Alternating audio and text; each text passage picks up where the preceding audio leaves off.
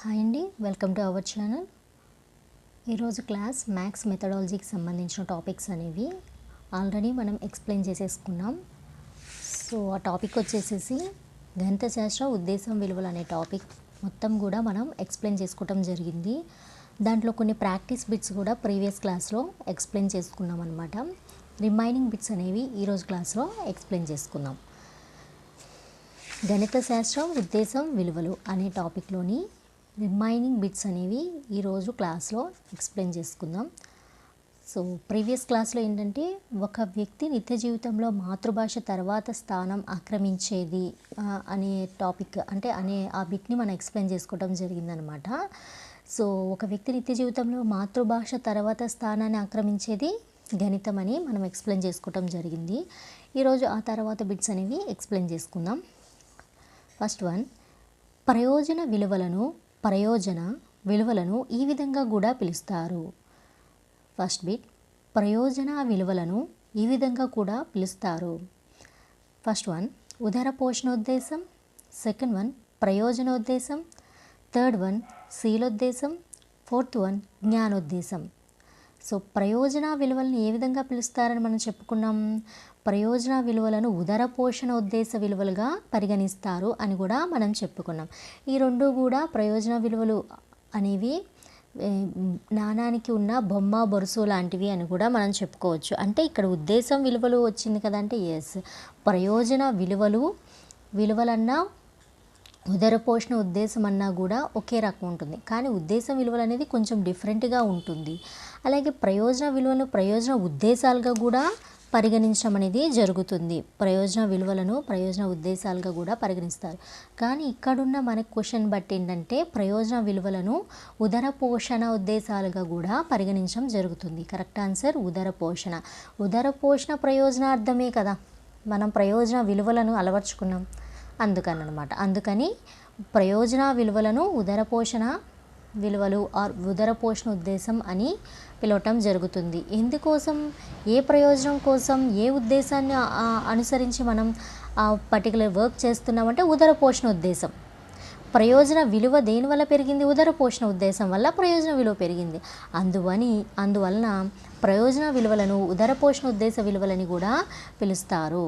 Next one, ప్రకృతి పరిశీలన ద్వారా ప్రకృతిలోని సంపదను వివిధ రకాలుగా ఉపయోగించుకోవటం ద్వారా తన భౌతిక సంపదను అభివృద్ధి పరచుకోవటం మీద ఒక జాతి నాగరికత ఆధారపడి ఉంటుంది అని తెలియజేసే గణిత విలువ. సో ఇక్కడ మెథడాలజీలో గణిత విలువ గురించి ఒక బిట్ అనేది వచ్చిందనమాట.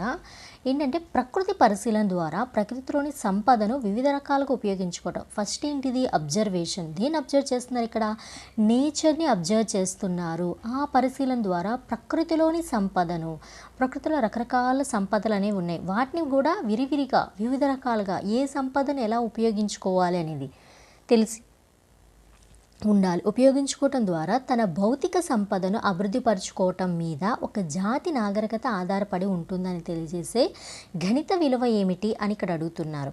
సో ఇక్కడ ఏంటిది? భౌతిక సంపదను అభివృద్ధి చేసుకోవటం, జాతి నాగరికత. జాతి నాగరికత అంటే ఏంటి? ఈనాడు వచ్చినది కాదు ఆ నాగరికత, ఎప్పుడో తరతరాల నుంచి ఉన్న నాగరికత అనమాట. సో పంచుకోవటం మీద ఒక జాతి నాగరికత ఆధారపడి ఉంది అని తెలియజేసే గణిత విలువ దేనికి సంబంధించి అంటే ఫస్ట్ ఆప్షన్ ప్రయోజన విలువ, సెకండ్ ఆప్షన్ సాంస్కృతిక విలువ, థర్డ్ ఆప్షన్ సామాజిక విలువ, ఫోర్త్ ఆప్షన్ క్రమశిక్షణ విలువ. ఇక్కడ జాతి నాగరికత మీద ఆధారపడి ఉంటుందంటే అది ఏ ప్రయోజనార్థం కాదు, అవునా? ఏ ప్రయోజనము ఆశించి ఒక జాతి నాగరికత అనేది అది డెవలప్ అవ్వటం అనేది జాతి నాగరికత మీద ఆధారపడి ఉండటం అనేది అది ప్రయోజన ఉద్దేశం కాదు. అలాగే సామాజిక విలువలు కూడా కాదు, క్రమశిక్షణ విలువలు అంతకన్నా కాదు. దేనివల్ల? తరతరాలకి అందించేది సాంస్కృతిక విలువలు. ఈ సాంస్కృతిక విలువలు పాటించడం ద్వారా ఒక జాతి నాగరికత అనేది ఆధారపడి ఉంటుంది. సో ఇంతకుముందు సంస్కృతి సాంప్రదాయాలు అనేవి అందించడం ద్వారా అది ప్రకృతిలో వివిధ రకాలుగా అది నిగూఢంగా ఉన్నాయి. అది మనకి ప్రకృతి ఇచ్చిన సంపద. దాన్ని విరివిరిగా వివిధ రకాలుగా ఎక్కడ ఎలా ఉపయోగించుకోవాలి ఆ సంపదనని తెలియటం ద్వారా భౌతిక సంపదను ఏం చేస్తున్నారు, అభివృద్ధి పరుచుకున్నారు. ఇదంతా కూడా ఏంటిది, ఒక జాతి నాగరికత ఆధారపడి ఉంటుంది. ఇలా డెవలప్ అవడం అనేది ఒక జాతి నాగరికత మీద ఆధారపడిందంటే అది నథింగ్ బట్ సాంస్కృతిక విలువకు చెందుతుంది. కరెక్ట్ ఆన్సర్ సాంస్కృతిక విలువ. నెక్స్ట్ వన్, ఆధునిక మానవుని కార్యకలాపాలైన వాణిజ్యం, పరిశ్రమ, ప్రభుత్వ యంత్రాంగాలు మొదలైన వాటినన్నిటినీ గణిత శాస్త్రం తర్కం ప్రకారం ప్రదర్శించవచ్చు అని అభిప్రాయపడినవారు. ఆధునిక మానవుని కార్యకలాపాలు అంటే ప్రజెంట్ మోడర్న్ హ్యూమన్ బీయింగ్ అనమాట. మోడర్న్ లైఫ్ స్టైల్లో మనం పాటించే ఈచ్ అండ్ ఎవ్రీ వర్క్ కార్యకలాపాలు అనేవి వాణిజ్యం, పరిశ్రమ, ప్రభుత్వ యంత్రాంగాలు మొదలైన వాటన్నిటిని గణిత శాస్త్రం తర్కం ప్రకారం ప్రదర్శించవచ్చు అని ఎవరు అభిప్రాయపడ్డారు? ఒక శాస్త్రవేత్త అని ఆయన అభిప్రాయపడ్డారు. ఆయన ఎవరు? బెంకన్ కాదు, స్మిత్, ఫైథాగరస్,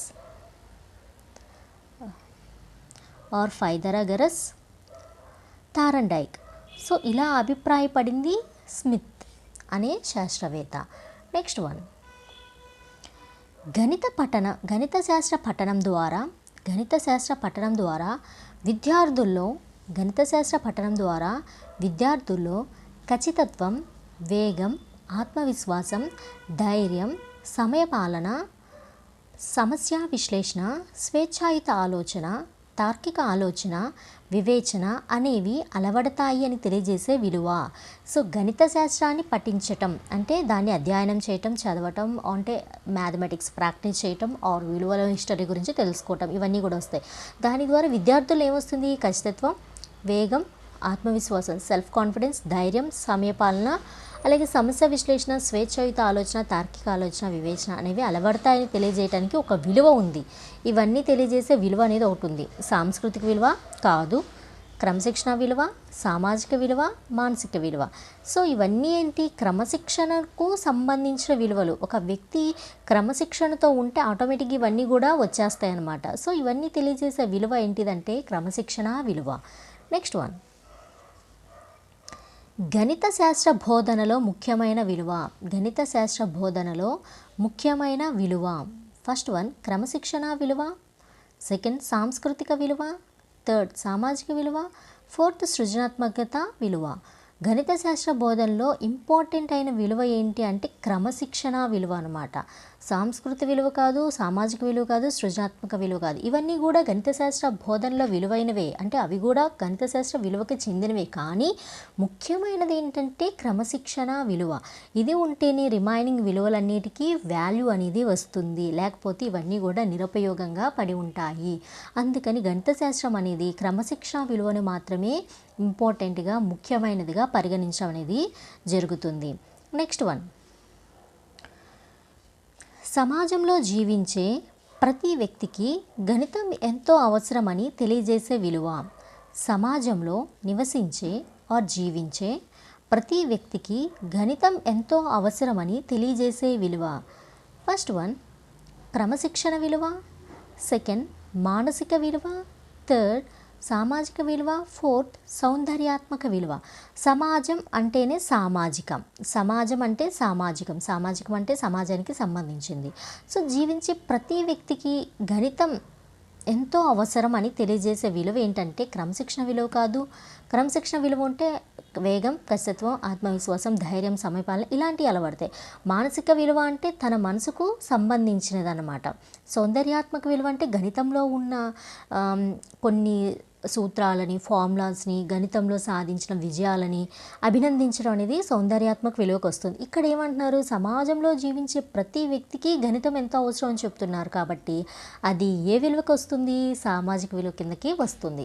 సో కరెక్ట్ ఆన్సర్ సామాజిక విలువ. నెక్స్ట్ వన్, గణిత శాస్త్రం అధ్యయనం ద్వారా విద్యార్థుల్లో పరిశీలనా శక్తి, ఏకాగ్రత, తార్కిక ఆలోచన, క్రమబద్ధమైన వివేచన, సహజత్వం, మొదలగు మేధాశక్తుల యొక్క అభివృద్ధికి దోహదం చేస్తాయి అని తెలియజేసే బోధనా విలువ. గణిత శాస్త్రం అధ్యయనం ద్వారా విద్యార్థుల్లో ఏం పెరుగుతుంది? పరిశీలన శక్తి పెరుగుతుందని చెప్తున్నారు. తార్కికం, ఏకాగ్రత, కాన్సన్ట్రేషన్, క్రమబద్ధమైన వివేచన, సహజత్వం అలాగే మొదలైన మేధాశక్తులన్నీ కూడా డెవలప్ డెవలప్ చెందటానికి దోహదం చేస్తాయని తెలియజేసే ఒక బోధనా విలువ ఉంది. అదేమిటి అని ఇక్కడ అడుగుతున్నారు. మానసిక విలువ, సెకండ్ వన్ సృజనాత్మక విలువ, థర్డ్ వన్ సౌందర్యాత్మక విలువ, ఫోర్త్ వన్ మేధా సంబంధిత విలువ. సో మానసిక విలువ అంటే ఏంటి? మనసుకు సంబంధించిన విలువ అని మనం ఆల్రెడీ చెప్పుకున్నాం. అంటే మనసుకు చెందిన కొన్ని కార్యకలాపాలకు సంబంధించిన విలువలు అని మనం చెప్పుకోవటం అనేది జరిగింది. ఇంతకుముందు క్లాస్లో మనం మానసిక విలువ గురించి ఏం చెప్పుకున్నాము? మానసిక విలువను గణిత అధ్యయనం వల్ల విద్యార్థుల్లో క్రమశిక్షణతో పాటు ప్రవర్తన మార్పు వస్తుంది అని మనం చెప్పుకోవటం జరిగింది, అవునా? సో అది ప్రవర్తనలో మార్పు తీసుకొస్తే అది మానసిక విలువ అవుతుంది. లేదా సృజనాత్మక విలువ. ఇంకోటి ఏంటిదండి? సృజనాత్మక విలువ. సృజనాత్మకత విలువ అంటే ఏంటంటే కొత్త వాటిని కనిపెట్టడం, ఆరు ఉన్న వాటిని వేరే దృక్పథంలో చూపించడం. సో సౌందర్యాత్మక విలువ అంటే గణితంలో ఇంతకుముందు చెప్పుకున్నాం కదా, గణితంలో ఉన్న అంటే వాళ్ళు అచీవ్ చేసిన సైంటిస్టులు కానీ రిమైనింగ్ వాళ్ళు అచీవ్ చేసిన వాటిని పొగడటం, వాటిని తలుచుకొని ఆనందించడం, అదంతా కూడా సౌందర్యాత్మక విలువ కిందకి వస్తుంది. ఇక్కడ మేధో సంబంధిత విలువ, పరిశీలన శక్తి, ఏకాగ్రత, తార్కిక, లాజికల్ థింకింగ్ ఇవన్నీ కూడా దేని అభివృద్ధికి దోహదం చేస్తాయి అని తెలియజేస్తుంది బోధనా విలువ. మేధో సంబంధిత అంటే నాలెడ్జ్ డెవలప్మెంట్కి యూజ్ అవుతాయని తెలియజేసే విలువ వచ్చేసి మేధో సంబంధిత విలువ. నెక్స్ట్ వన్, ఎక్కడ లయ ఉంటుందో అక్కడ సంఖ్య ఉంటుందని వివరించే గణిత బోధనా విలువ. ఎక్కడ లయ ఉంటుందో అక్కడ సంఖ్య ఉంటుంది అని వివరించే గణిత బోధనా విలువ. ఫస్ట్ వన్ మేధో సంబంధిత విలువ, సెకండ్ మానసిక విలువ, థర్డ్ సౌందర్యాత్మక విలువ, ఫోర్త్ సామాజిక విలువ. సో ఎక్కడ లయ ఉంటుందో అక్కడ సంఖ్య ఉంటుందని ఎక్స్ప్లెయిన్ చేసే విలువ ఏంటంటే మేధో సంబంధిత విలువ కాదు, సామాజిక విలువ కాదు, సౌందర్యాత్మక విలువ, అలాగే మానసిక విలువ. ఏంటిదండి? ఎక్కడ లైవ్ ఉంటుందో అక్కడ సంఖ్య ఉంటుందని తెలియజేసేది సౌందర్యాత్మక విలువ. మేధో సంబంధిత విలువ కాదు, మానసిక విలువ కాదు, సామాజిక విలువ కాదు. సౌందర్యాత్మక విలువ మాత్రమే ఎక్కడ లైవ్ ఉంటే అక్కడ సంఖ్య ఉంటుందని తెలియజేస్తుంది. నెక్స్ట్ వన్,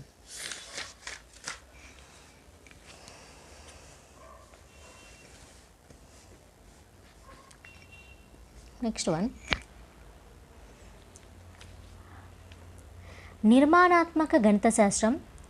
నిర్మాణాత్మక గణిత శాస్త్రం గణిత చదరం, గణిత పజిల్స్, గణితంలో పొడుపు కథలు మొదలగునవి విద్యార్థుల్లో ఈ విలువను పెంపొందిస్తాయి. అగైన్, నిర్మాణాత్మక గణిత శాస్త్రం, గణిత చదరం, గణిత పజిల్స్, గణితంలోని పొడుపు కథలు మొదలగునవి విద్యార్థుల్లో ఈ విలువను పెంపొందిస్తాయి. ఫస్ట్ వన్ సౌందర్యాత్మక విలువ, సెకండ్ వన్ మానసిక విలువ, ఫస్ట్ వన్ సృజనాత్మక విలువ, సెకండ్ వన్ మానసిక విలువ, థర్డ్ వన్ సౌందర్యాత్మక విలువ, ఫోర్త్ వన్ ప్రయోజన విలువ. సో ఇక్కడ ఏం చెప్తున్నారు? గణిత శాస్త్రం, చదరంగం, పజిల్స్ ఇవన్నీ కూడా విద్యార్థుల్లో ఏ విలువను పెంపొందిస్తాయి అని అడుగుతున్నారు. సౌందర్యాత్మక విలువ, మానసిక విలువ అంటే చెప్పుకున్న ప్రవర్తనలో మార్పుని మానసిక విలువ అంటారు. సౌందర్యాత్మక విలువ అంటే అభినందించటం, గణితంలో సాధించిన విజయాలను వాటన్నిటిని ఆనందించటం, అంటే ఎక్కడ లయ ఉంటుందో అక్కడ సంఖ్య ఉంటుంది అంటారు కదా, అది సౌందర్యాత్మక విలువ. ప్రయోజన విలువ ఏంటంటే మనకు తెలిసిందే కదా, ఉదర పోషణ ఉద్దేశం అలాగా. సో ఇక్కడ ఏంటిది? సృజనాత్మకత, క్రియేటివిటీ పెరగటానికి యూజ్ అయ్యేది. గణిత శాస్త్రాధ్యాయంలో గణిత చదరాలు కానీ అలాగే పజిల్స్ కానీ పొడుపు కథలు కానీ ఇవన్నీ చేయటం వల్ల విద్యార్థుల్లో క్రియేటివిటీ అలాగే లాజికల్ థింకింగ్ అనేది కూడా వాళ్ళు డెవలప్ అవుతుంది. క్రియేటివిటీ పెరిగితే వాళ్ళు ఏం చేస్తారు? కొత్తవి క్రియేట్ చేస్తారు, అంటే సృష్టిస్తారు కొత్తవి. అట్ ద సేమ్ టైం ఉన్నదాన్ని కొత్త దృక్పథంతో చూపిస్తారనమాట. సో ఇక్కడ కరెక్ట్ ఆన్సర్ వచ్చేసి సృజనాత్మక విలువ అనేది కరెక్ట్ ఆన్సర్. నెక్స్ట్ వన్, గణిత అభ్యసన వల్ల విద్యార్థుల్లో క్రమశిక్షణతో కూడిన ప్రవర్తన మార్పు వస్తుంది. గణిత అభ్యసన వల్ల విద్యార్థుల్లో క్రమశిక్షణతో కూడిన ప్రవర్తన మార్పు వస్తుంది అని తెలియజేసే విలువ. ఫస్ట్ వన్ క్రమశిక్షణ విలువ, సెకండ్ వన్ మానసిక విలువ, థర్డ్ సామాజిక విలువ, ఫోర్త్ సాంస్కృతిక విలువ. ఇక్కడ గణిత అభ్యసనం వల్ల విద్యార్థుల క్రమశిక్షణతో కూడిన ప్రవర్తన మార్పు వస్తుందని తెలియజేసేది ఏంటిది? క్రమశిక్షణ విలువ కాదు, సామాజిక విలువ కాదు, సాంస్కృతిక విలువ కాదు, మరి ఏంటిది? మానసిక విలువ. మనం ఆల్రెడీ ఇంతకుముందే చెప్పుకున్నాం మానసిక విలువ అంటే. గణిత అభ్యాసం చేయడం వల్ల విద్యార్థులు ఏమొస్తుంది? క్రమశిక్షణ వస్తుంది. సో దాంతోపాటు ఏమొస్తుంది? వాళ్ళ ప్రవర్తనలో మార్పు వస్తుంది. కాబట్టి అది ఒక విధంగా చూస్తే ఖచ్చితంగా మానసిక విలువే అవుతుంది. కరెక్ట్ ఆన్సర్ మానసిక విలువ. నెక్స్ట్ వన్, ప్రతి సబ్జెక్ట్ అధ్యయనం మిగిలిన సబ్జెక్టుల అధ్యయనానికి వినియోగపడుతుంది అని అభిప్రాయపడ్డవారు.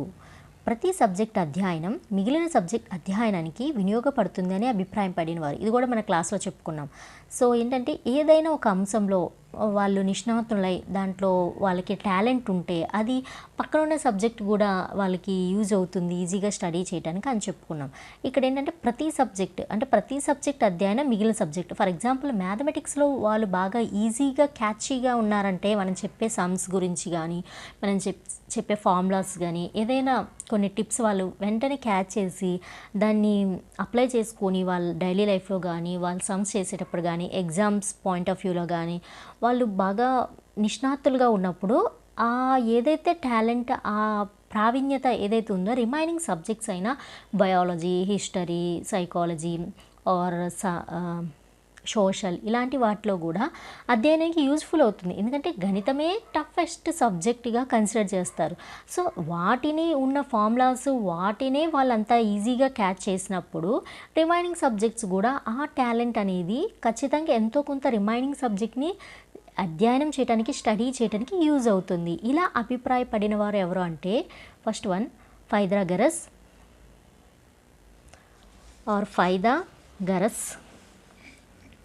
ఫైథాగరస్, స్మిత్, బ్రాన్ఫోర్డ్, థారండైక్. సో ఇలా అభిప్రాయపడిన వారు ఎవరంటే థారండైక్ అన్నమాట. నెక్స్ట్ వన్, ఏదైనా ఒక విషయంలోని సమస్యను మరొక విషయం సహాయంతో పరిష్కరించడమే అని నిర్వచించినవారు. ఏదైనా ఒక విషయంలోని సమస్యను. సో ఫర్ ఎగ్జాంపుల్ మనకి మ్యాథమెటిక్స్ ఆర్ బయాలజీలో ఒక ప్రాబ్లం వచ్చింది ఆర్ ఫిజిక్స్లో ఒక ప్రాబ్లం వచ్చింది. దాన్ని తీసుకెళ్ళి మ్యాథమెటిక్స్ ఫార్ములాస్ కానీ మ్యాథమెటిక్స్లో ఉన్న సిద్ధాంతాలు కానీ సూత్రాలు కానీ యూటిలైజ్ చేసి దాన్ని పరిష్కరించుకోవచ్చు. ఫర్ ఎగ్జాంపుల్ ఫిజిక్స్లో నెంబర్ ఆఫ్ ప్రాబ్లమ్స్ ఉంటాయి. వాటిలో మోస్ట్ ఆఫ్ ద ప్రాబ్లమ్స్ అనేవి ఎలాగా డీల్ చేయగలుగుతున్నాను బికాజ్ ఆఫ్ మ్యాథమెటిక్స్ అనమాట. ఇక్కడ అదే చెప్తున్నారు. ఏదైనా ఒక విషయంలో సమస్య ఉంటే వేరొక విషయం సహాయంతో అంటే ఇక్కడ మ్యాథమెటిక్స్ సహాయంతో పరిష్కరించడమే, అంతకుమించి ఏమీ లేదు అని నిర్వచించింది ఎవరు అంటే బ్రాన్ఫోర్డ్, థారండైక్, స్మిత్, ఫైథాగరస్. సో బ్రాన్ఫోర్డ్ అనే శాస్త్రవేత్త ఇలా నిర్వచించడం జరిగిందనమాట. నెక్స్ట్ వన్, ఈ క్రింది వానిలో అంతర్గత సహసంబంధానికి ఉదాహరణ. ఈ క్రింది వానిలో అంతర్గత సహసంబంధానికి ఉదాహరణ. ఫస్ట్ వన్ గణితము భౌతిక శాస్త్రము, సెకండ్ వన్ గణితము పౌరశాస్త్రము, థర్డ్ వన్ గణితము ఆర్థిక శాస్త్రము, ఫోర్త్ వన్ బీజగణితం అంకగణితం. ఫస్ట్ వన్ గణితము భౌతిక శాస్త్రం mathematics and physics, second one గణితము పౌరశాస్త్రము, థర్డ్ వన్ గణితము ఆర్థిక శాస్త్రము, ఫోర్త్ వన్ బీజగణితం అంకగణితం. అంతర్గత ఒకటి బాహ్య మనం ఎన్ని సహసంబంధాలు చెప్పుకున్నామండి.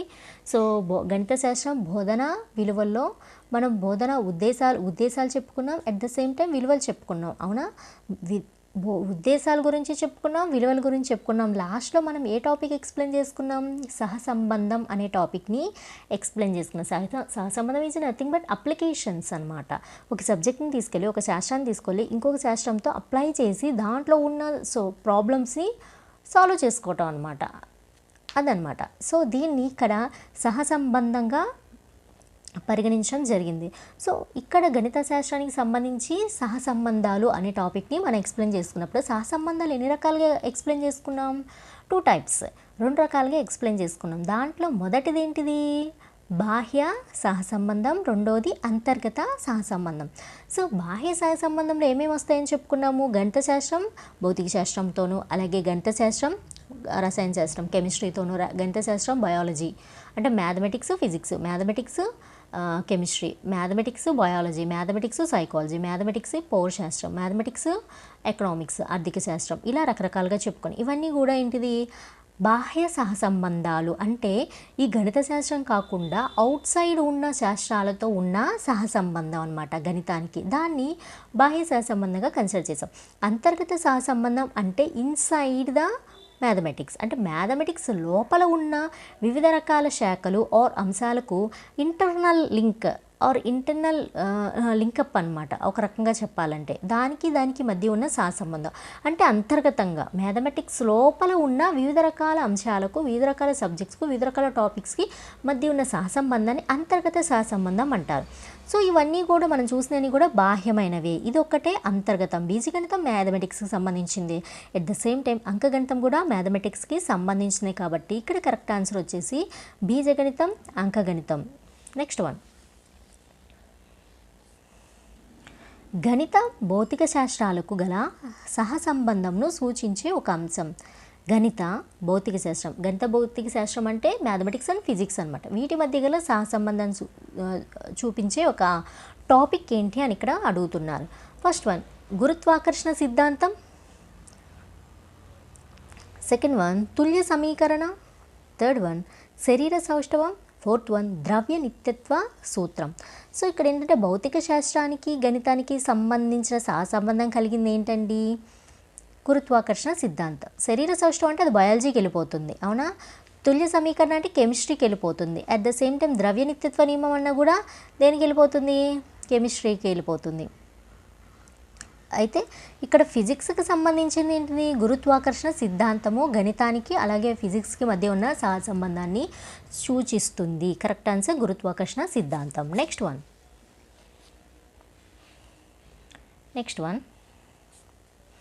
హీట్, సౌండ్, థర్మోడైనమిక్స్, విద్యుత్ మొదలగు అంశాలు ఏ శాస్త్రంతో సహసంబంధాన్ని కలిగి ఉంటాయి? అగైన్ హీట్, సౌండ్, థర్మోడైనమిక్స్, విద్యుత్ మొదలగు అంశాలు ఏ శాస్త్రాలతో సహసంబంధాన్ని కలిగి ఉంటాయి? ఫస్ట్ ఆప్షన్ భౌతిక శాస్త్రం, రసాయన శాస్త్రం అంటే ఫిజిక్స్, కెమిస్ట్రీ. సెకండ్ వన్ భౌతిక శాస్త్రం, జీవశాస్త్రం, ఫిజిక్స్ అండ్ బయాలజీ. భౌతిక శాస్త్రం గణితం, ఫిజిక్స్ అండ్ మ్యాథమెటిక్స్. రసాయన శాస్త్రం గణితం, chemistry and mathematics. So sound, heat, thermodynamics ఇవన్నీ కూడా దేనికి సంబంధించినవి? ఫిజిక్స్కి సంబంధించినవి. సో ఏ అంశంతో, ఏ శాస్త్రంతో సహసంబంధం కలిగి ఉంటాయి? మ్యాథమెటిక్స్తో సహసంబంధాన్ని కలిగి ఉంటాయి. కరెక్ట్ ఆన్సర్ భౌతిక శాస్త్రము, గణిత శాస్త్రం. నెక్స్ట్ వన్ గణిత రసాయనిక శాస్త్రాలతో సహసంబంధం కలిగి ఉన్న అంశం. గణిత రసాయనిక శాస్త్రాలతో సహసంబంధం కలిగి ఉన్న అంశం అంటే మ్యాథమెటిక్స్ అండ్ కెమిస్ట్రీతో సహసంబంధం కలిగి ఉన్న అంశం ఏంటి అంటున్నారు. ఫస్ట్ వన్ వాయు సిద్ధాంతం, second one thermodynamics, third one ఎరువులు, ఫోర్త్ వన్ బహిర్గతత్వం. సో ఇక్కడ ఏంటి ఎరువులు అనేది దేనికి సంబంధించింది? బయాలజీ, అవునా? అంటే బయోకెమిస్ట్రీ అలా వస్తుందన్నమాట. అంటే ప్యూర్ కెమిస్ట్రీ అయితే కాదు. అలాగే థర్మోడైనమిక్స్ అనేది ఫిజిక్స్కి సంబంధించింది. బహిర్గతత్వ నియమం అనేది దేనికి సంబంధించింది? బహిర్గతత్వ నియమం అనేది బయాలజీలో సంబంధించి. అలాగే అట్ ద సేమ్ టైం దేనికి సంబంధించింది? జెనెటిక్స్ గురించి చెప్పుకున్నాం కదా, దానికి సంబంధించింది. ఇక్కడ ప్యూర్గా దేనికి చెందింది కెమిస్ట్రీ అంటే వాయు సిద్ధాంతం అనేది గణితానికి అలాగే కెమిస్ట్రీతో కలిగిన సహసంబంధానికి తెలియజేసే అంశం కాబట్టి వాయు సిద్ధాంతం. నెక్స్ట్ వన్ పీరియాడిక్ టేబుల్ తుల్య సమీకరణ,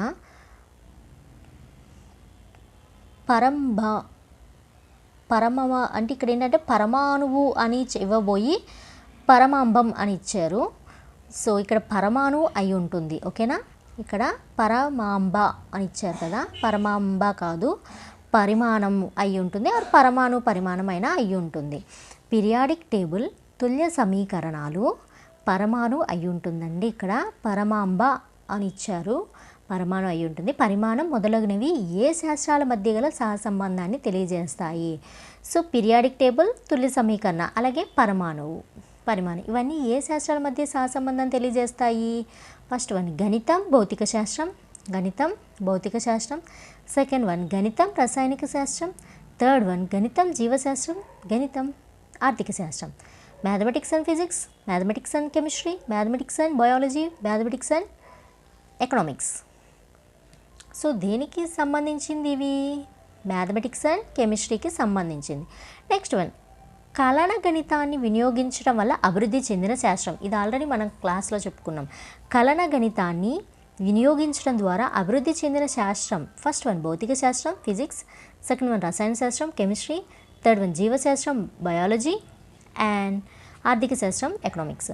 సో కలన గణితాన్ని ఉపయోగించడం వల్ల అభివృద్ధి చెందిన శాస్త్రం అని ఏమని చెప్పుకున్నాం మనం? రసాయనిక శాస్త్రం అని చెప్పుకున్నాం. నెక్స్ట్ వన్ శరీర ఉష్ణోగ్రతను కొలవటం, శరీర బరువు ఎత్తులకు గల సమన్వయ పట్టికలను తయారీ, సమీకృత ఆహారంలోని క్యాలరీల నిర్ణయం మొదలగునవి ఏ శాస్త్రం మధ్య సహసంబంధాలను సూచిస్తాయి? శరీర ఉష్ణోగ్రత బాడీ టెంపరేచర్ని మెజర్ చేయటం, అలాగే బాడీ యొక్క వెయిట్ని చూడటం, హైట్ వెయిట్ వీటన్నిటిని చూడటం, సమన్వయ పట్టీలు తయారీ, సమీకృత ఆహారం క్యాలరీస్ నిర్ణయిస్తారు కదా, వీటన్నిటిని ఏ శాస్త్రాల మధ్య సహసంబంధం సూచిస్తుంది అని అడుగుతున్నారు. ఫస్ట్ వన్ గణితం భౌతిక శాస్త్రం మ్యాథమెటిక్స్ అండ్ ఫిజిక్స్, గణితం రసాయన శాస్త్రం mathematics and chemistry, third one mathematics and biology గణితం జీవశాస్త్రం, ఫోర్త్ వన్ గణితం చరిత్ర. సో ఇవన్నీ ఏ శాస్త్రాల మధ్య ఉన్న సహసంబంధం తెలియజేస్తున్నాయి అంటే శరీరం కొలవటం, శరీర బరువు, ఎత్తు, క్యాలరీ, సమీకృత ఆహారం ఇవన్నీ దేనికి సంబంధించినవి? సైన్స్ అంటే జీవశాస్త్రానికి సంబంధించినవి. మెజర్మెంట్స్ ఇవన్నీ కూడా దేనికి సంబంధించినవి? మ్యాథమెటిక్స్కి సంబంధించినవి. సో ఇది దేని మధ్య సహసంబంధం తెలియజేస్తుంది? గణితం జీవశాస్త్రం మధ్య ఉన్న సహసంబంధాన్ని ఇక్కడ తెలియజేస్తుంది. నెక్స్ట్ వన్ గణితం జీవశాస్త్రాలకు గల సహసంబంధంను సూచించే ఒక అంశం. గణితం జీవశాస్త్రాలకు గల సహసంబంధంను సూచించే ఒక అంశం. అంటే మ్యాథమెటిక్స్కి బయాలజీకి మధ్య ఉన్న సహసంబంధాన్ని సూచించే అంశం ఏంటి అంటున్నారు. ఫస్ట్ వన్ బాయిల్ నియమం, సెకండ్ వన్ బహిర్గత నియమం అండి. ఇది బహిర్గత అని ఇచ్చారు, కాదు అది బహిర్గత ఆర్ బహిర్గతత్వ నియమం అని అయినా ఉంటుంది. నెక్స్ట్ గురుత్వాకర్షణ నియమం, స్థిరానుపాత నియమం. ఇది బహిర్గతత్వ నియమం అని ఉంటుందన్నమాట. ఇక్కడ కొంచెం మిస్టేక్ పడినట్టుంది ప్రింటింగ్, ఓకేనండి. అది బహిర్గతత్వ నియమం అయ్యి ఉంటుంది. నెక్స్ట్ వన్ సో ఇక్కడ గణితం జీవశాస్త్రం మధ్య గల సహసంబంధం చూపించేది ఏంటంటే బహిర్గతత్వ నియమం, ఓకేనా. నెక్స్ట్ వన్ గణిత శాస్త్రం వల్ల జీవశాస్త్రం అభివృద్ధి చెందిందని తెలపడానికి తార్కారం. అంటే మ్యాథమెటిక్స్ వల్ల మాత్రమే బయాలజీ అనేది డెవలప్ అయిందని తెలియజేయడానికి తార్కారం ఏంటి అంటే option one bio engineering, second one thermodynamics, third one econometrics, fourth one stock exchange. ఇవన్నీ ఏంటి? ఎకనామిక్స్ అనేవి ఆర్థిక శాస్త్రానికి, అలాగే స్టాక్ ఎక్స్చేంజ్ అనేవి ఆర్థిక శాస్త్రానికి సంబంధించినవి, థర్మోడైనమిక్స్ అనేవి ఫిజిక్స్కి సంబంధించినవి. ఇక్కడ మనల్ని ఏమడిగారు? గణిత శాస్త్రం వల్ల జీవశాస్త్రం అభివృద్ధి చెందిందంటే జీవశాస్త్రం అంటే bio engineering, because of mathematics వల్ల మాత్రమే బయో ఇంజనీరింగ్ అనే ఒక బ్రాంచ్ అనేది డెవలప్ అవటం జరిగింది కాబట్టి correct answer bio engineering. Next one time line చార్ట్లు ఏ శాస్త్రాల మధ్య సహసంబంధాన్ని సూచిస్తాయి? టైమ్ లైన్ చార్ట్లు ఏ శాస్త్రాల మధ్య సహసంబంధాన్ని సూచిస్తాయి? ఫస్ట్ వన్ సాంఘిక శాస్త్రం గణితం, సెకండ్ వన్ ఆర్థిక శాస్త్రం గణితం, థర్డ్ వన్ జీవశాస్త్రం గణితం, ఫోర్త్ వన్ రసాయన శాస్త్రం గణితం. టైమ్ లైన్ చార్ట్లు ఏ శాస్త్రాల మధ్య సహసంబంధం సూచిస్తాయండి? సాంఘిక శాస్త్రం గణితం అంటే సోషల్ అండ్ మ్యాథమెటిక్స్ మధ్య ఉన్న సహసంబంధాన్ని ఇవి సూచిస్తాయి అన్నమాట. నెక్స్ట్ వన్ గణితం సాంఘిక శాస్త్రాల మధ్య సహసంబంధాన్ని సూచించే అంశం. గణితం సాంఘిక శాస్త్రాల మధ్య సహసంబంధాన్ని సూచించే అంశం. ఫస్ట్ వన్ ప్రోటీన్ల శాస్త్రం ఆర్ ప్రోటీన్ శాస్త్రం, సెకండ్ వన్ వ్యాకరణం, సామ్రాజ్య విస్తరణ ఎల్లలు, చిత్రలేఖనం. సాంఘిక శాస్త్రం అంటే సామ్రాజ్య విస్తరణ ఎల్లలు, ప్రోటీన్స్ అంటే బయాలజీ వస్తుంది, వ్యాకరణం అంటే Telugu or languages any languages వస్తుంది, చిత్రలేఖనం అంటే మనకు తెలిసిందే డ్రాయింగ్కి రిలేటెడ్ అని. సో ఇక్కడ ఏంటంటే సాంఘిక శాస్త్రం అడిగారు కాబట్టి సామ్రాజ్య విస్తరణ ఎల్లలు, దీనివల్ల సాంఘిక శాస్త్రానికి గణితానికి మధ్య సహసంబంధాన్ని సూచిస్తుంది కాబట్టి కరెక్ట్ ఆన్సర్ సామ్రాజ్య విస్తరణ ఎల్లలు అనేది కరెక్ట్ ఆన్సర్. నెక్స్ట్ వన్ ఆర్థిక శాస్త్ర సిద్ధాంతాలన్నిటినీ తర్జుమా చేసిన గణిత భాషలో తెలపడాన్ని ఏమంటారు? ఆర్థిక శాస్త్ర సిద్ధాంతాలన్నిటినీ తర్జుమా చేసిన గణిత భాషలో తెలపడాన్ని ఏమంటారు? First one thermodynamics, second one econometrics, third one biotechnology, fourth one bio engineering. ఇక్కడ ఏంటి, ఆర్థిక శాస్త్ర సిద్ధాంతాలన్నీ కూడా మ్యాథమెటిక్స్ నుంచి తీసుకొని, అంటే మ్యాథమెటికల్ లాంగ్వేజ్ నుంచి తీసుకొని అది ఆర్థిక శాస్త్రం అనే ఒక లాంగ్వేజ్లో తర్జుమా చేయడం జరిగిందనమాట. సో అది ఏంటి అంటే థర్మోడైనమిక్స్ కాదు, అది ఫిజిక్స్కి వచ్చేస్తుంది. బయోటెక్నాలజీ అంటే బయాలజీకి సంబంధించిన, బయో ఇంజనీరింగ్ అంటే అది కూడా బయాలజీకి మ్యాథమెటిక్స్కి ఉన్న రిలేషన్ తెలియజేస్తుంది. ఎకనోమెట్రిక్స్ అనేది మాత్రమే దానిని తెలపడానికి అవకాశం ఉంది. ఆర్థిక శాస్త్ర సిద్ధాంతాలను తర్జుమా చేసిన గణిత భాషలో తెలపటాన్ని ఏమంటారంటే ఎకనోమెట్రిక్స్ అంటారు. ఓకేనా, ఆర్థిక శాస్త్ర సిద్ధాంతాలన్నింటినీ తర్జుమా చేసిన గణిత భాషలో తెలపటాన్ని ఏమంటారు, ఎకనోమెట్రిక్స్ అంటారు. So correct answer econometrics. Next one, తలసరి ఆదాయం, ప్రణాళికలు, జనాభా పెరుగుదల, ఉత్పత్తి, అంచనాలు మొదలగునవి ఏ శాస్త్రాల మధ్య గల సహసంబంధాన్ని సూచిస్తాయి? తలసరి ఆదాయం, ప్రణాళికలు, జనాభా పెరుగుదల, ఉత్పత్తి, అంచనాలు మొదలగునవి ఏ శాస్త్రాల మధ్య గల సహసంబంధాన్ని సూచిస్తాయి అని చెప్తున్నారు. ఫస్ట్ ఆప్షన్ గణితం జియోగ్రఫీ, సెకండ్ వన్ గణితం భాష, థర్డ్ వన్ గణితం జీవశాస్త్రం, ఫోర్త్ వన్ గణితం ఆర్థిక శాస్త్రం. సో ఇవన్నీ దేనికి సంబంధించినవి? తలసరి ఆదాయం, ప్రణాళిక, జనాభా, జియోగ్రఫీకి కాదు, జీవశాస్త్రానికి కాదు, భాషకు కాదు, వ్యాకరణం అలాంటివి ఉంటే భాషకు, జీవశాస్త్రం అంటే బయో. అలాగే దేనికి సంబంధించిన ఇవన్నీ ఆర్థిక శాస్త్రానికి సంబంధించినవి కాబట్టి గణితానికి ఆర్థిక శాస్త్రానికి మధ్య ఉన్న సహసంబంధాన్ని తెలియజేస్తున్నాయి కాబట్టి కరెక్ట్ ఆన్సర్ గణితం ఆర్థిక శాస్త్రం. నెక్స్ట్ వన్, గణితం జాగ్రఫీల మధ్య గల సహసంబంధాన్ని సూచించే ఒక అంశం. గణితం జాగ్రఫీ మధ్య గల సహసంబంధాన్ని సూచించే ఒక అంశం. ఫస్ట్ వన్ డిమైన్, సెకండ్ వన్ భూకంపాలు, థర్డ్ వన్ తలసరి ఆదాయం, fourth one time line charts. ఇక్కడ గణితం జాగ్రఫీకి మధ్య గల సహసంబంధం చూపించేది ఏంటంటే భూకంపాలు. సో ఇది రెండింటి మధ్య గల ఉన్న సహసంబంధాన్ని తెలియజేస్తుంది. అంటే ఈ భూకంపాలను ఈ జాగ్రఫీ ఎలా ఐడెంటిఫై చేస్తుందంటే బికాజ్ ఆఫ్ మ్యాథమెటిక్స్ని అప్లై చేయడం ద్వారా అది ఐడెంటిఫై చేయగలుగుతుంది. నెక్స్ట్ వన్, అక్షాంశాలు, రేఖాంశాలు వివిధ ప్రాంతాల ఉష్ణోగ్రత, పంటలు, వర్షపాతం మొదలగు ఏ శాస్త్రాల మధ్య సహసంబంధం సూచిస్తున్నాయి? ఫస్ట్ వన్ గణితం జాగ్రఫీ, సెకండ్ గణితం చిత్రలేఖనం, గణితం ఆర్థిక శాస్త్రం, గణితం వ్యాయామ శాస్త్రం. అక్షాంశాలు, రేఖాంశాలు ఇవన్నీ కూడా జాగ్రఫీకి సంబంధించిన కాబట్టి గణితం జాగ్రఫీ మధ్య ఉన్న సహసంబంధాన్ని తెలియజేస్తున్నాయి. సో ఇక్కడతో ఏంటంటే మ్యాథమెటిక్స్లోని థర్డ్ టాపిక్ అయిన థర్డ్ చాప్టర్ అయినటువంటి మ్యాథమెటిక్స్ మెథడాలజీలో థర్డ్ చాప్టర్ అయినటువంటి గణిత శాస్త్రం ఉద్దేశాలు విలువలకు సంబంధించిన ఇంపార్టెంట్ బిట్స్ అనేవి అన్నీ ఎక్స్ప్లెయిన్ చేసుకున్నాం. ఎట్ ద సేమ్ టైం దీంట్లో ఉన్న ప్రతి ఒక్క టాపిక్ కూడా మనం ఎక్స్ప్లెయిన్ చేసుకోవటం జరిగింది. సో ఇప్పుడు ఏంటంటే దీంట్లో ఉన్న 52 బిట్స్ అనేవి కూడా ఎక్స్ప్లెయిన్ చేసేసుకున్నాం. నెక్స్ట్ క్లాస్లో ఏంటంటే నెక్స్ట్ టాపిక్ బోధనా లక్ష్యాలు, మ్యాథమెటిక్స్ మెథడాలజీకి సంబంధించిన బోధనా లక్ష్యాలు అనే టాపిక్ని ఎక్స్ప్లెయిన్ చేసుకుందాం. Thank you.